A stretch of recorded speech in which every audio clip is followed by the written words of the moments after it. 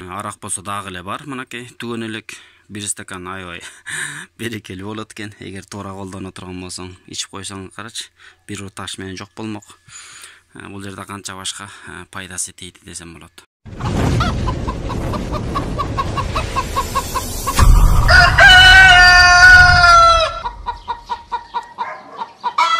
Assalamu alaikum, урматтуу бир туугандар, урматтуу тоок багуучулар. Мурунку видеосу эсиңиздерде болгон болсо, тооктордун пневмония, бронхит, тамагынын кырылдаганы же простуда ушу сыяктуу ооруларын кантип дарылайбыз? Тактап айтканда, офлоксацин деген дары менен дарылоонун жолун айтканбыз.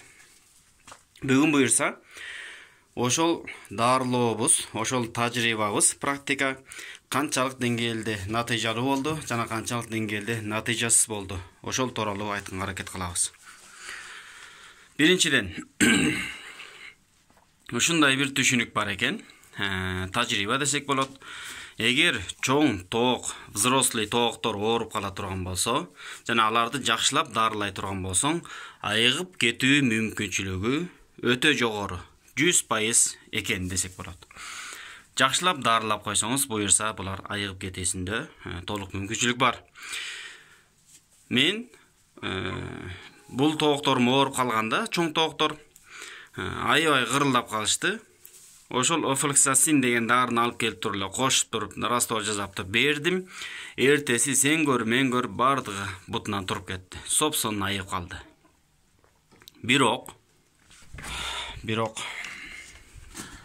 Ол жакта менин балапандарым бар. Бул балапандардагы булар ошол кезде 3 айлык болчу. Ооруп аткан кезде булар дагы ооруду. Ошолорго окшош эле тамактары кырылдап, булар дагы кыйналды.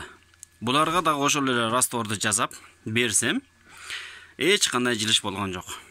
Тактап айтканда, офлоксацин деген дары буларга эч кандай жардам бербейт экен. Жанагы тажрыйба дегенибиз, эгер чоң тоок ооруп кала турган болсо, дарыласаңыз, айыгып кетүү мүмкүнчүлүгү жогору экен. Эгер балапан ооруп кала турган болсо, айыгып кетүү мүмкүнчүлүгү өтө төмөн экен. Акыры айлам кеткенде интернетти казууга туура келди. Интернетти казып отуруп, кадимки эле өзүбүздө өскөн момундай чалкан деген жалбырак бар экен.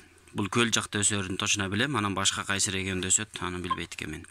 Орусчасы крапива. Аптекаларга барсаңыздар 50 сомдон сатылып атат. Бишкекте 50 сом, анан башка жакта канча экенин билбейм. Ушул нерсени алып келдим дагы, жайдын ысык болгондуктан булар сууну көп ичет экен. 10 литр кайнак сууга кадимкидей эле ушундан 2-3 чай кашык кошуп, демдеп, иштери өтүп аткан ага тетракциклин, аскарбинка, бир аз бал, анан мукалтин. Ушул дарыларды кошуп, бир-бирден таблеткадан анан берип аттым. 3 күн демдеп бердим эле. Кудайга шүгүр, ошонун себебинен болду. Бардыгында жылыш болду. Чүчкүргөндөрү, бышкыргандары бир аз азая баштады. Бирок бул гана жалгыз жардам келген жок. Дагы бир жардамчы кадимки эле стаканчик арак. Кимдер үчүн тааныш болсо керек. Мына ушул аракты дагы берүүгө туура келди. Эгер эсиңиздерде болсо, былтыр коронавирус күчөп турган кезде тажрыйбалуу медиктер болсун, башкалар болсун, кыскасы ушул нерсени аябай байма-бай кеңеш кылып турушту. Антисептик болсун, спирт болсун, арак болсун, маскаңарга сээп туруп, ошондон терең дем алып алсаңар, мурдуңарды аралатып, өпкөңөргө чейин деди, ошон менен кадимкидей дем алууңар жеңилдеп калат деди. Себеби эмнеде? Себеби спиртте ушундай бир мүмкүнчүлүгү бар. Бактерия өлтүрүү. Ошол өпкөдөгү бактерия болсун, вирус болсун, ошолорду өлтүрүүгө жардам берет экен. Арам адал деген маселе бул бир гана адамдарга тиешелүү. Анан буларга тоокторго тиешеси жок маселени көтөрүп көп сөз кылбаңыздар.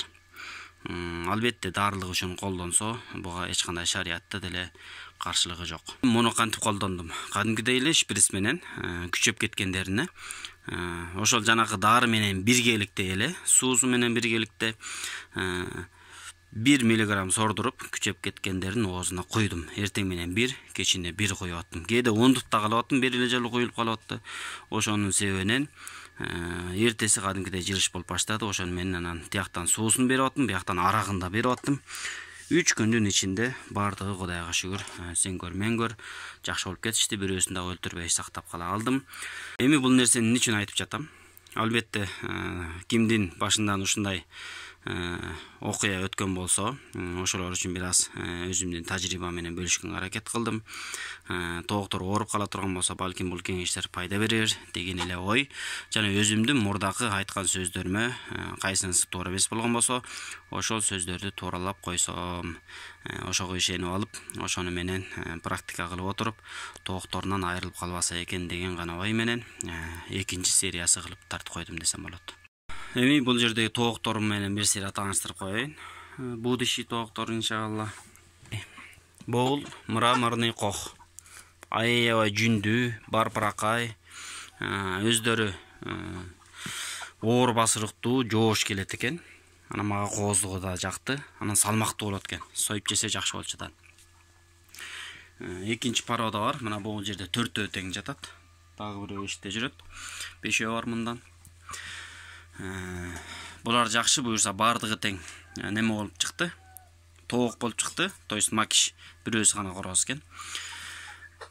Булар кичирээк болот экен сөөгү. Анан кийинкиси бул Держийский гигант. Кара. Буттарында жүнү жок. Бирок Держийский гигант булар да аябай чоң тоок болот экен сөөктүү. Мен негедир ушундай чоң сөөктүү, оор тоокторду жакшы көрөт экенмин. Ошолоруна кызыгып алып келгем. Мындан 10ду. Мындан да 10 алып келгем. Тилекке каршы мындан бирөөсү баягыда